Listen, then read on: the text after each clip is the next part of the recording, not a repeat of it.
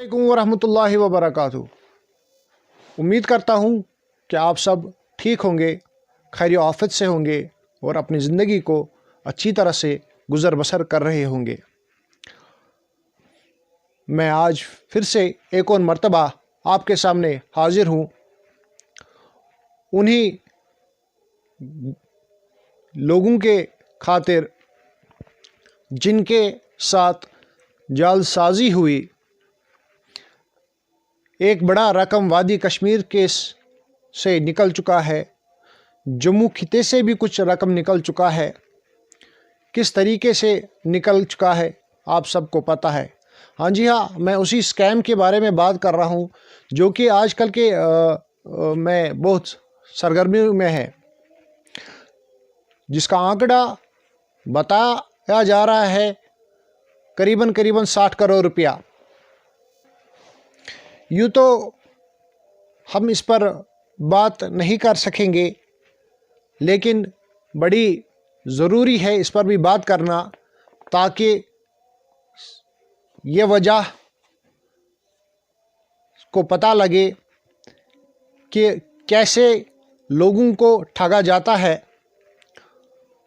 ज़रूरी है वक्त वक्त पर इस पर बात करने की। क्या करें, इसके अंदर से हमारे अवाम का पैसा लगा हुआ था, तो इसलिए हम भी मुनासिब समझते हैं कि इसको बार बार लोगों को याद दिलाया जाए कि आपके साथ ऐसा वाक़ा पेश आया है। जैसे कि मैं आपको बताता चलूं कि मुझे तो नहीं लगता है कि ये करीबन 60 करोड़ होगा।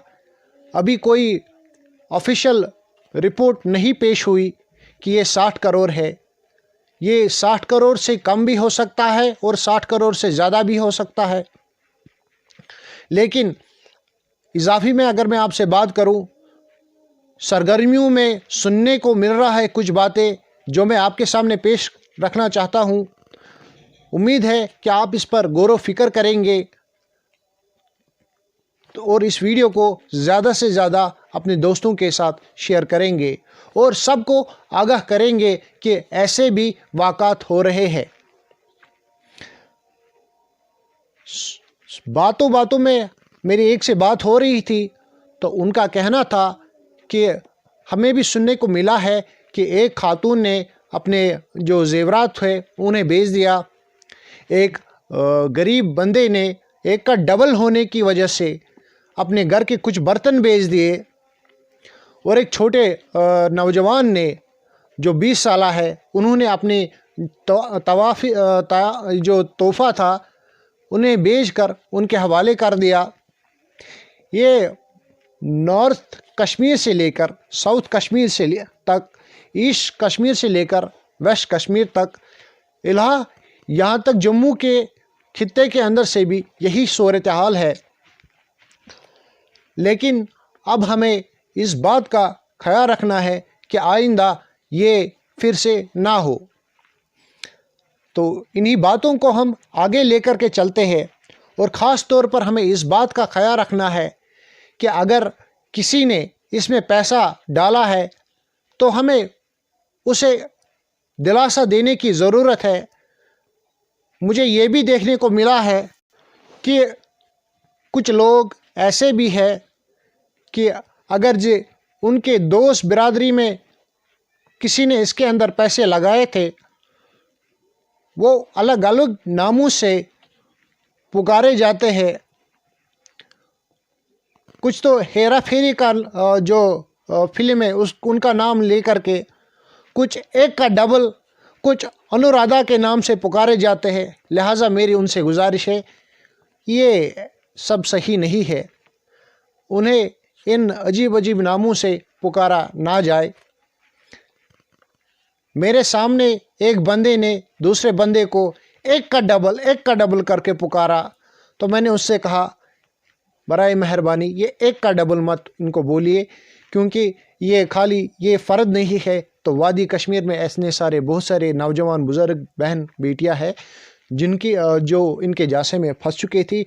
ये इंसान की थोड़ा लालच में आ चुका था। तो आइंदा हमें इस बात का ख्याल रखना है। اور ان افراد سے میری گزارش ہے جنہوں نے اس پر باتیں کی، تو لہٰذا اپنی اپنی جگہ پہ میں سمجھتا ہوں ہر ایک کو آ کر کے ہمارے پولیس کو، ہمارے جو اعلیٰ حکام ہیں ان تک اپنی اپنی بات کو پہنچانا چاہیے۔ ایک تحقیق اگر اس میں جو مہارت رکھتا ہے اس پہ تحقیق ہو کر کے، تاکہ ہمارے جو وادی کشمیر کی جو پولیس ہے، باقی افراد ہے، ان تک سہولیات پہنچے، تاکہ یہ جو عوام کے اندر سے جو حق کا پیسہ کھا چکا ہے ان کو جلد از جلد لوٹایا جائے۔ یہ ایک چھوٹا موٹا رقم نہیں ہے، یہ ایک بڑا رقم ہے۔ میں نے جیسے کہ آپ کو بولا کہ آنکڑے کے مطابق میرے ذاتی طور پر مجھے لگتا ہے کہ یہ 60 نہیں 80 ہو سکتا ہے۔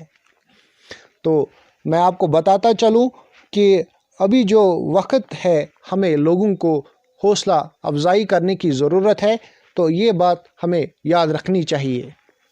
اور خاص طور پر میری گزارش ہے لیفٹیننٹ گورنر صاحب سے، ڈپارٹمنٹ پولیس سے، کہ اس سے زیادہ ترجیح دیا جائے اور اس کیس کی تحقیق زور و شوروں سے کی جائے تاکہ حق انصاف انہیں مل سکے۔ اور رہی بات، اگر سے ہمیں یہ انویسٹمنٹ ہی کرنا ہے تو ہم کیوں نہ ایک چھوٹے گروپ بنا کر کے ایک چھوٹی انویسٹمنٹ کرے۔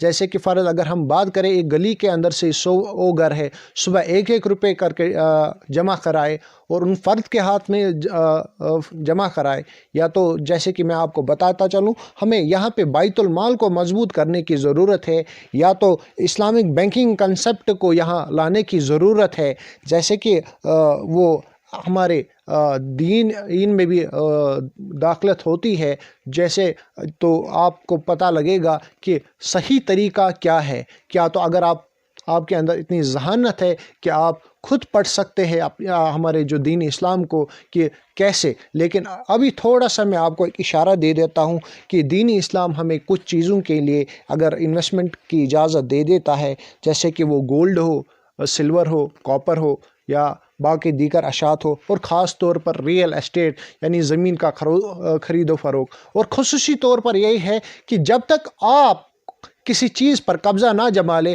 تب تک آپ وہ کسی کو نہیں بیچ سکتے ہیں۔ یہ ہماری شریعت میں گنجائش دی گئی ہے، تو لہٰذا اس بات کا ہمیں خاص طور پر خیال رکھنا چاہیے اور آئندہ سے ہمیں ان جانسوں میں نہیں آنا چاہیے۔ میری بس لوگوں سے گزارش ہے کہ ایک کا ڈبل کر کے لوگوں کو نہ پکارے۔ جن کے ساتھ یہ حادثہ پیش ہوا وہی جانتے ہیں ان کے ساتھ کیا بیت رہی ہوگی۔ برائے کرم میری گزارش ہے، باقی والسلام ورحمۃ اللہ وبرکاتہ۔